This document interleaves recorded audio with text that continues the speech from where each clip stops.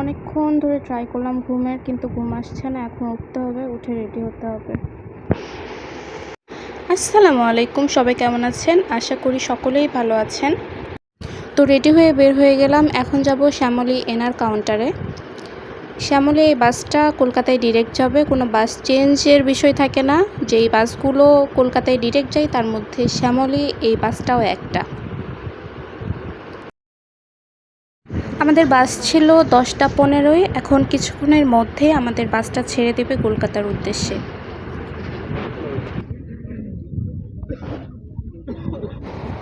তো বাসে ওঠার পরে যেটা সর্বপ্রথম নোটিস করলাম যে সিটগুলো অনেক বড় ছিল। আমার পা কোনো ক্রমেই নিচে পৌঁছাচ্ছিল না। আমি অনেক ট্রাই করলাম যে পাটা রাখবো একটু আরাম করে, কোনো ক্রমেই পারলাম না। তো কী আর করবো, শেষ পর্যন্ত এইভাবে আমার জার্নি শুরু হয়ে গেল। এখন বাজে 11টা। আমি অনেক বেশি এক্সাইটেড। আমার বাসে এভাবে কখনো এত লং জার্নি করিনি। তারপরে এক দেশ থেকে আরেক দেশ বাসে করে কখনোই আমার ফার্স্ট টাইম। তো ভেতরে অনেকটাই আতঙ্ক ছিল, রাত টাইম ছিল। আমি বাসে উঠলে নর্মালি অনেক ঘুমাই, কিন্তু আজকের জার্নি আমার প্রথম যে আমার চোখে একদমই ঘুম ছিল না। আমি সারাটা রাতেই জেগে জেগে জেগে জেগে পুরো জার্নিটাতে ছিলাম। দেখি বাসের সকলেই ঘুমাচ্ছে একদম আরাম করে করে, কিন্তু আমার চোখে একদমই ঘুম ছিল না। অনেক চেষ্টা করলাম, অনেক টায়ার্ড লাগছিল, কিন্তু চোখে ঘুম নেই। এখন 10 মিনিটের জন্য আমাদের একটা ছোট্ট ব্রেক দেওয়া হয়েছে একটা হাইওয়ে রেস্টুরেন্টের নাম ছিল সাম্পান হাইওয়ে রেস্টুরেন্ট। এখন বাজে 12টা 10।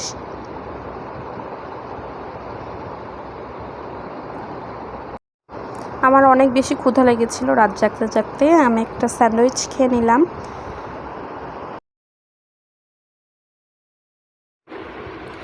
আর এই হচ্ছে আমাদের বাস। বাংলাদেশ আর ইন্ডিয়ার ফ্ল্যাগ একসাথে লাগানো ছিল। আর সবাই ওয়েট করছে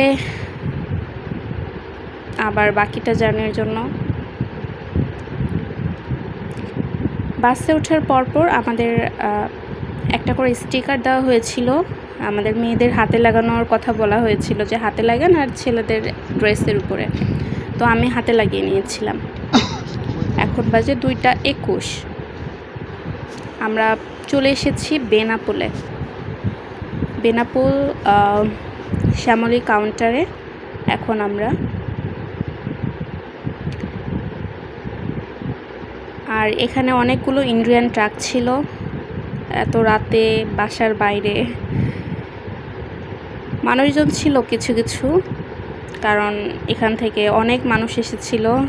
বর্ডার আমাদের ওপেন হবে 6টার দিকে, এই জন্য কিছু করার নাই, ওয়েট করতে হবে। এখন আমরা পাশে একটা স্টল পেয়েছিলাম, স্টল থেকে চা খেয়ে নিলাম। চাটা মজার ছিল, খারাপ না। আর এই হচ্ছে আন্তর্জাতিক প্যাসেঞ্জার টার্মিনাল। 6টা থেকে এখানেই লাইন ধরে আমাদের ইমিগ্রেশন করতে হবে। এখন বাজে 4টা 9।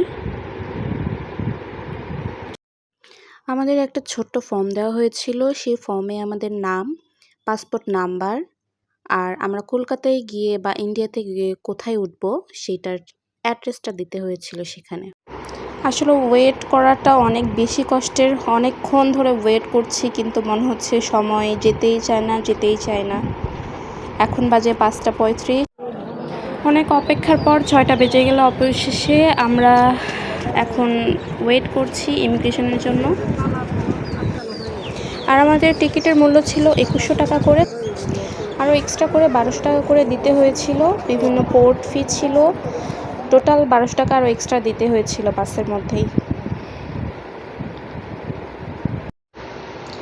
এখন বাজে সকাল 8টা 5। আমরা ইমিগ্রেশনের পর আবার সকলেই বাসে চলে এসেছি। এখন একটা কথা না বললেই না, ইমিগ্রেশনের সময় অনেক ধান্দাবাজরা থাকে, ধান্দাবাজ দালালেরা থাকে। তারা আপনার থেকে কিছু এক্সট্রা টাকা সংগ্রহের ট্রাই করবে।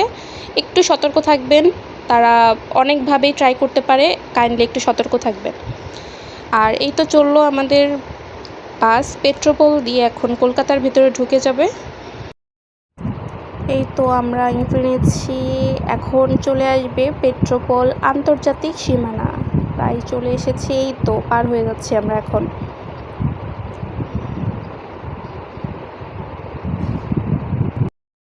আর ইমিগ্রেশনের জন্য আরেকটা বিষয় বলে রাখি, যারা জব করেন, জব দেখিয়ে আপনারা ভিসা নিয়েছিলেন, তারা অবশ্যই সঙ্গে করে এনওসির একটা কপি রাখবেন। আর ইনভেস্টমেন্টের কথা ওরা বলে যে ইনভেস্টমেন্ট নাই, আপনাদের ইনভেস্টমেন্ট করিয়ে দিবে তারা, করে তারপরে হচ্ছে ইনভেস্টমেন্ট ছাড়া আপনারা যেতে পারবেন না, ওখানে তারা টাকা নেওয়ার ট্রাই করবে। আপনারা তখন বলবেন যে আপনাদের যদি ব্যাংক সলভেন্সি দিয়ে ভিসাটা নেওয়া থাকে, বলবেন যে আমাদের ব্যাংক সলভেন্সি নিয়ে ভিসাটা নেওয়া আছে। আর ইনভেস্টমেন্টের আসলে দরকার হয় না, তারা আপনাকে বিভ্রান্তিতে ফেলে লাস্ট কথা যে আপনাদের থেকে এক্সট্রা করে টাকা নেওয়ার ট্রাই করবে। একটু সতর্ক থাকবেন, তাহলেই হবে।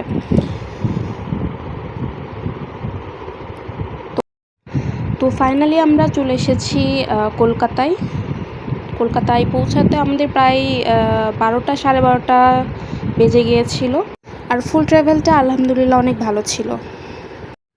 বাসের যে স্টিকারটা হাতে লাগিয়েছিলাম, সেই স্টিকারটা ওঠানোর পর যে আমার হাতের এই অবস্থা হবে আমি ভাবতেও পারিনি। আমার হাত থেকে পুরো যেই উপর থেকে যে পাতলা চামড়াটা থাকে, পুরো চামড়াটা আমার স্টিকারের সাথে উঠে এসেছিলো। প্রচুর ব্যথা লাগছিল, কিন্তু তারপরেও উঠিয়ে ফেলেছি, দেখি যে পরে আমার চামড়াটাই উঠে গেছে উপর থেকে। একেই হয়তো বলে নির্ভেজাল আঠা। কোনো ভেজাল নাই, একদম খাঁটি আঠা, যেটা আপনার চামড়া উঠিয়ে ফেলতে পারে।